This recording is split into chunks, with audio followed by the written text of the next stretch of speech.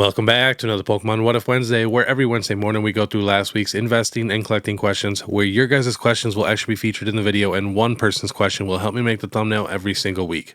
So please drop your questions down below for a chance to be in next week's video. And if I did comment to you saying great question, I might use this and I didn't, please drop that same question again and make sure you put repeat question and it will get moved to the top. Maybe shorten it up a little bit if it was too long. And I'm not saying I'm some guru who just knows everything, but when I'm unsure, I always like to talk it out with a few people. It always helps me make my final decision. And we do have to get thanks for our video sponsor real quick, and that is Platinum Protectors. If you guys need a case for any type of collectible, they got you covered. They have cases for action figures, comic books, die-cast, Funko Pops, movie box, trading cards, and video games. Super good selection too, all different price points. And they're coming out with new products constantly, so I'd say maybe in the next couple months, they should have basically a case for every type of Pokemon TCG product. So definitely stay tuned. You know, and they do sell out relatively quick sometimes, but this will all get restocked very, very soon here at the end of April. But, you know, you can get the cheap booster box cases where you're literally only paying a couple dollars a case, or you can get the super expensive cases with the magnetic tops. And then two, you can use PokeBeard at checkout for 10% off your first order over $50 or more. Definitely check them out. All the links are in the description. But all right, let's get to it. First question is from @OStatic. Do you think now is a good time to sell my PSA 10 Pikachu Special Illustration Rare? Take a little peek. Last sold 910, 910, 920, 910, 1,000. We got one for 900 down there. So that's definitely the cheapest this card has ever been in a PSA 10. So it's definitely coming down in price. And then we could even take a peek at a card like Umbreon VMAX here from Evolving Skies that got up to almost $3,000 in January of 2025 and is now coming down, selling around like $2,400, $2,500. So even Umbreon VMAX is coming down in price. And, you know, I've been a Pokemon forever. Pretty much every summer, the hobby does cool off just a little bit. You know, we do have Destined Rivals coming, so that's going to just be insane. But you got to think, people are just way busier in the summer. People are spending money on so many other things. Like, that's a fact. So I could definitely see some cards dropping in price this summer. And then you got to think with Destined Rivals and like Prismatic Evolutions, you know, would you rather have a Prismatic Evolution or Cynthia's Garchomp or Rocket's Mewtwo for $1,000, or you still want that Pikachu that came out 6 months ago? Because that's honestly how the market works a lot of times. They just want the newest, hottest thing. So I could definitely see some of these other cards cooling off a little bit. You know, I could see the Greninja cooling off a little bit too. And then too, everybody's so much busier in the summer. Like I even have a bunch of stuff planned this summer that's going to cost a bunch of money to where, you know, if I wasn't going on those trips, I probably would buy some cards. So yeah, I feel like now would be an okay time to sell the Pikachu. I definitely feel like in the future sometime when the market truly cools off, you know, you will be able to get a lot of these cards so much cheaper than they are right now. A lot of people in the hobby think cards just kind of go up, level out, maybe come down in price a little bit, and then just to keep going up, and they keep, you know, doing that forever, when that's not the case. Cards pretty much always go up and down, and they don't really gain that much value besides like a handful of cards. So like the most popular cards like Umbreon VMAX and like Latias and Latios and stuff like that.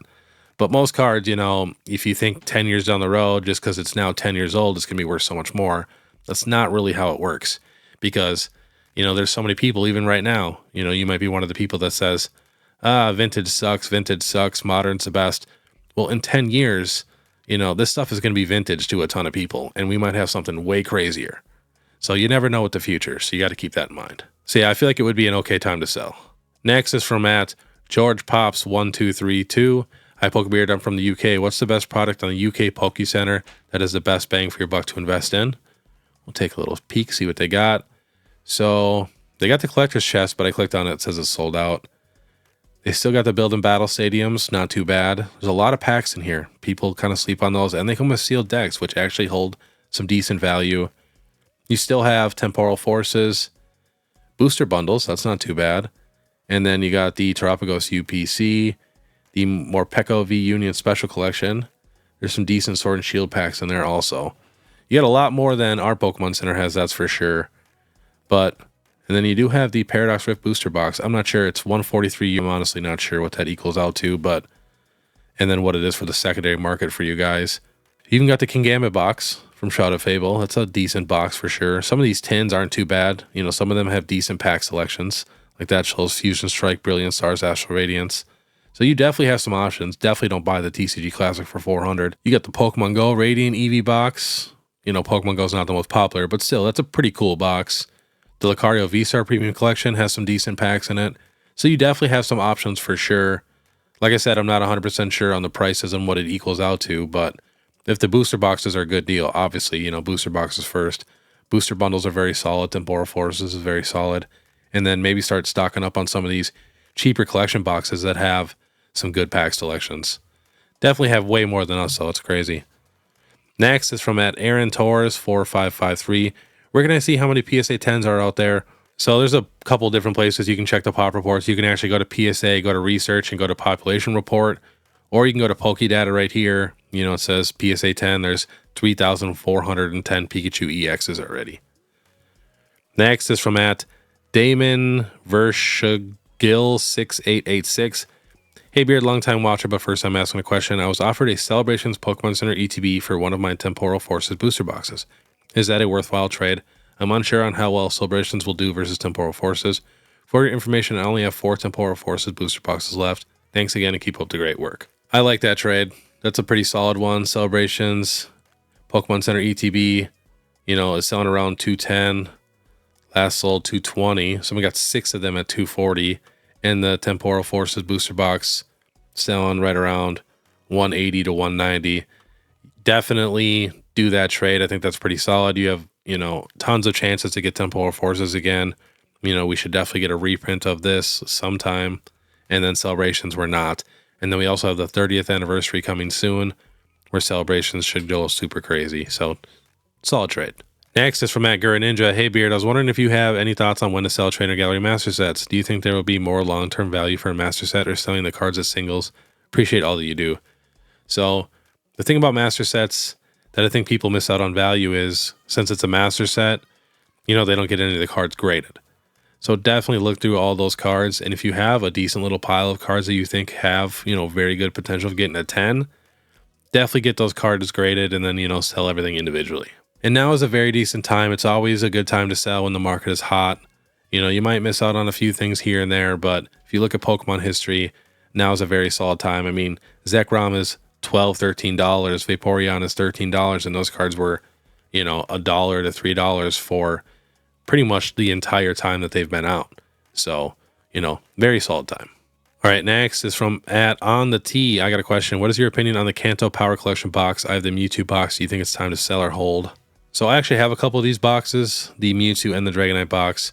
So it was $200 a year ago. Now last sold $299, $279, $250, $246, $250. Someone got 6 of them at $220. So in my opinion, I'd wait a little bit longer. You know, Evolutions has a ton of Mega Pokemon in there. Maybe wait till we get some Megas in the TCG again. And I have a feeling this box could maybe get to, you know, $350, maybe even $400. You never know. But I would at least wait until the Megas and see what happens there, you know.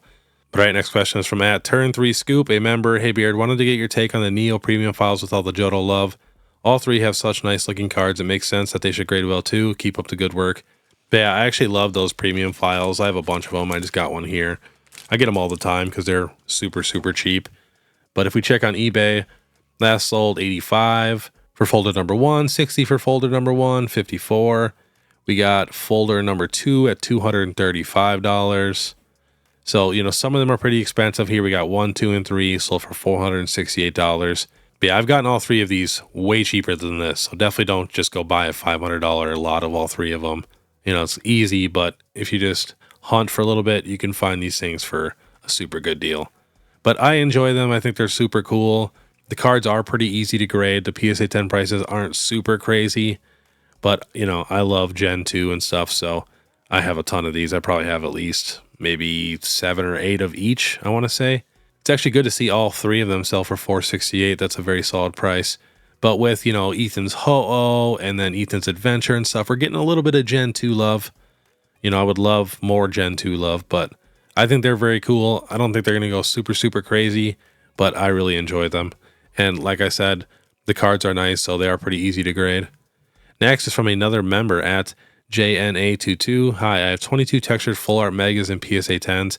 Prices going crazy. Will high prices hold long term or drop after new Megas arrive? Hold or sell my collection? Thanks. So we'll see here. Yeah, I actually seen this at the Mega Aggron EX sold for $2,900 in a PSA 10. Some of these cards have super, super low pops. Like we're just talking a few hundred of them in a PSA 10. So with the Mega announcement, I would definitely wait to sell them, you know, same thing until we get some more mega cards, at least, you know, leaked, before you're going to want to sell these cards, because that's definitely going to help the price for sure. And then too, a lot of people will find out how low of a pop these cards really have, and then, you know, they'll realize that these cards are truly rare, and it should definitely make them go up in price a little bit. So I'll just wait a little bit longer till we get more mega reveals. Next is from @DJesusD. Hey Beard, I've got a handful of sealed product, 2 Paradox Rift PC ETBs, 2 Surging Sparks PC ETBs, 2 Shroud of Fable ETBs, 1 Blooming Waters, 1 Sea and Sky collection, and 2 Grand Adventure collections, but I've had the itch to open lately. My question is, should I give into my temptation and at least open my Grand Adventure boxes in hopes of getting some Surging Sparks pulls? So the Grand Adventure collection, we'll see what's in that. So it does look like you get 2 Surging Sparks packs, so that's pretty cool. You know, if you have 2 of them, it's not that expensive. You could maybe open one for fun. You know, definitely open a product every once in a while. Just make sure it's not your best products, or down the road, you'll be very, very upset. But fun little box to open. And then too, even like the Shroud of Fable ETBs, you know, you'll be able to find Shroud of Fable again down the road. You have 2 of them, you can maybe open up one of those. But before you do open them, just think, you know, if you're looking at Surging Sparks for the Grand Adventure collection, go look what you can buy for like $35, $40 of like illustration rares from Surging Sparks, because odds are you probably won't get anything in the box. Like if you just, you know, be realistic, you know, of course you might be able to pull the Pikachu, but odds are probably not. And then see if you'd rather, you know, open the box and take the gamble, or get maybe 5 or 6 illustration rares that you need for your collection. That's what I always do, and I usually end up buying the cards. So next is from @SquiffyCash3120. Hey Beard, I was wondering if I should sell my Sylveon SIR PSA 10 for an offer of $12.50 and then buy it back later, or if I should just hold on to it for many years to come. So if you look at Pokemon history, that usually works. You know, when stuff is crazy hyped like that, you can usually sell it off, and then like a year or 2 later, you can buy it for much cheaper. It's just a lot of times people don't buy them a year or 2 later is the problem. But if you're going to buy it a year or 2 from now, definitely that is okay. You know, even with the Umbreon VMAX, that was $500 on release, got down to like $250, $200. People had plenty of times to buy it, and then, you know, it went crazy. And just, you know, last sold on the Sylveon is $1,400. We do have one at $1,075, but we have another one at $1,500 and one at $1,800. Maybe counter back, try to get a little bit more, maybe. You know, might be able to get $13 or $13.50. But yeah, I definitely feel like you'll have a chance to get this card much cheaper in the future. Next is from @N1Tro134, probably Nitro. Hey Beard, I'm collecting a 151 Master Set and just need a few of the more expensive SIRs. Should I start buying them now, or do you think they'll dip in price? Love the content, keep up the great work. So 151 Charizard is pretty expensive, $256. I'd probably hold off on that. The rest are okay. You know, Blastoise 85, Venusaur 75, Zapdos 59. Next is from @Pedraza14. Yo Beard, love the vending video. Thank you. Would you rather have a collection of sealed PC ETBs or PSA 10 PC promos? So I'd go PSA 10 promos for sure. I mean, just with like Charmander, Snorlax, and now look at Fluttermane. Last sold 2 of them at $2 grand.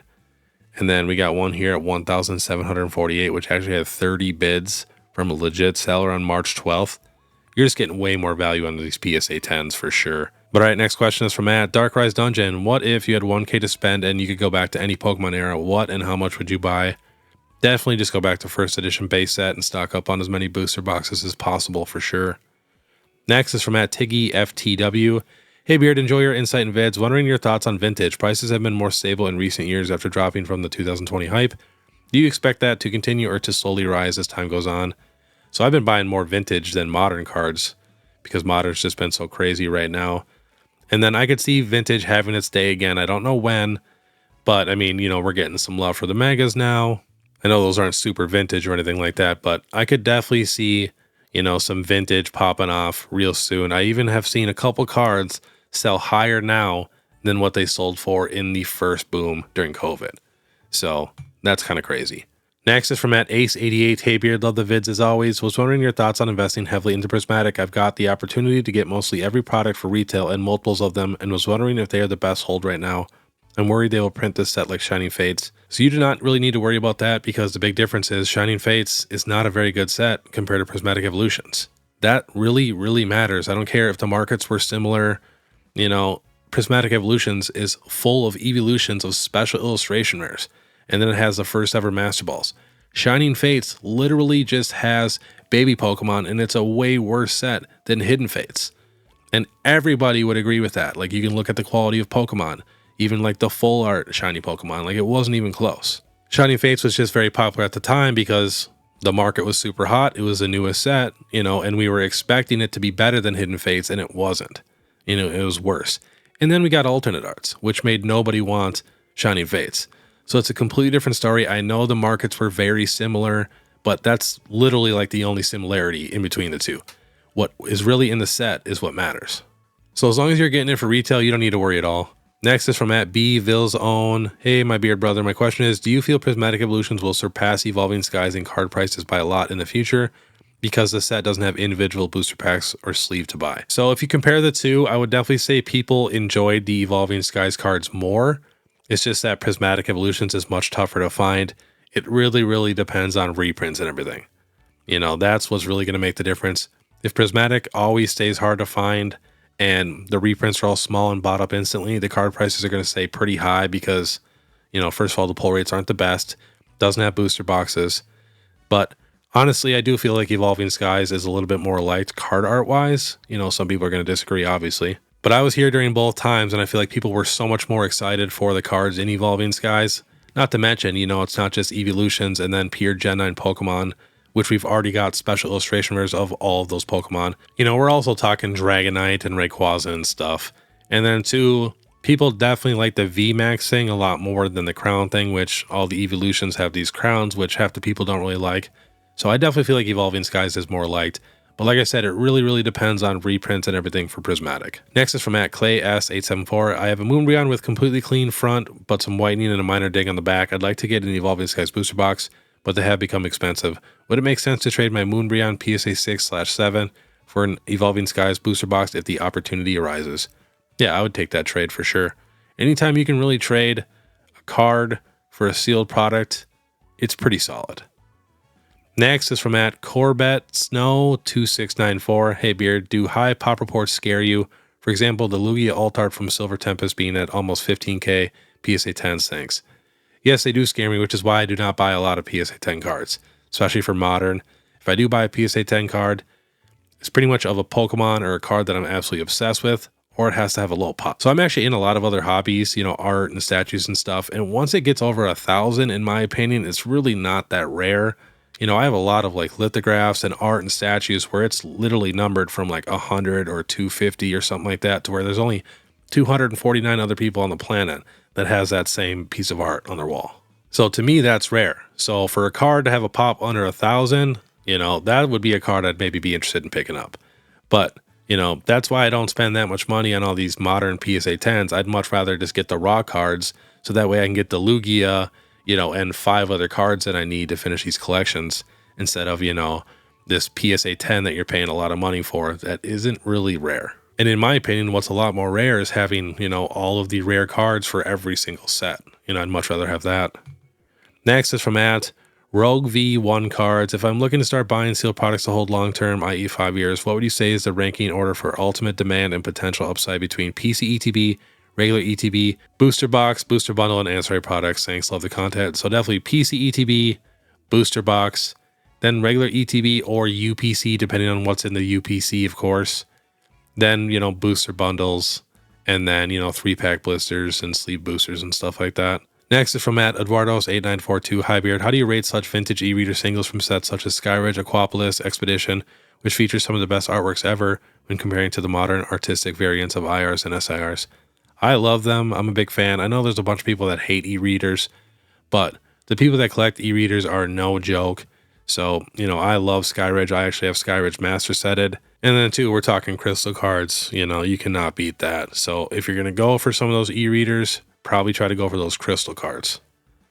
Next is from @ChaseTheMoney065. Hey Beard, love your content. Always tuned in for every segment, with Market Monday being my favorite.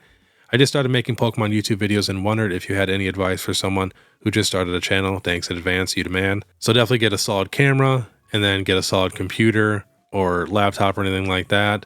And then you need a good microphone. And then from there, the most important thing is thumbnails and titles. So, look at all the other channels, especially look at the channels, let's say, that have maybe a few thousand subscribers that have like a 10,000 view video. You can screenshot that and that thumbnail and that title worked really, really good. So do that a bunch of times, get a whole folder of a bunch of really good thumbnails and titles so you kind of have a bunch of examples on what does good for smaller channels. And then from there, you got to separate yourself from the pack from those other people doing that same type of content. So you got to really sit and think and brainstorm on what you can do to improve and stuff. Same thing for me too. When I started doing these market videos, the only other people that were really covering the market were like top 10 Pokemon and then like Danny Phantom, but he would cover it so randomly to where nobody was covering the market as much as I was at home. So I figured I might as well do it, on video and then do it every single week. So people, always know where to go when they want to know what's going up and what's going down. And not just wait for some random video or when stuff goes super crazy and then you'll find out about it. We're checking all week, every week, and we never miss a day. So you just got to really master your content and try to do stuff that other people are not doing, and you will do super fine. And then make sure you pump out that content. I'm talking at least every other day as a minimum, and then do a bunch of the viral shorts. That'll help you get some subs rolling in. It's not as hard as what people think. It just is definitely time consuming and you have to be super consistent. Like I posted 10 to 15 shorts every day for 365 days in a row. So you just got to go nonstop. All right, last question is from @ChrisJohnson5615. Do you think Pokemon will release a set featuring only Gen 2 Pokemon like they did with 151 for Gen 1? So I don't think we're getting that anytime soon. We are getting a Gen 5 version of that, so that's a good sign. We'll have Gen 1 and Gen 5. I honestly feel like every generation deserves a set like that at least one time, because there's going to be a bunch of people that grew up on that set and that was their first set ever. And I've been through every single set, so I have Pokemon that I love in every generation. So hopefully one day we get Gen 2. I know I would go absolutely crazy and probably be my favorite modern set. I'm obsessed with Gen 2. But you guys already know that. All right, that was today's Pokemon What If Wednesday. If you guys do like this content, please make sure you subscribe, hit that notification bell, leave a like and comment. Don't miss out on my Sunday giveaway videos, like the Japanese Market one, Slab Sunday, Sleeper Sunday, and the video where I show what I'm actually investing in every month. Doing a giveaway every single Sunday, and the giveaways will get better and better. And then 2, I just posted my first vending video. I'm going to make a little playlist for that. Definitely go check that out. But all right, I want you guys to have a great day. And if you want to watch my last Pokemon Market Monday where we got some new cards being hyped up, click this video here. Otherwise, we'll see you next time.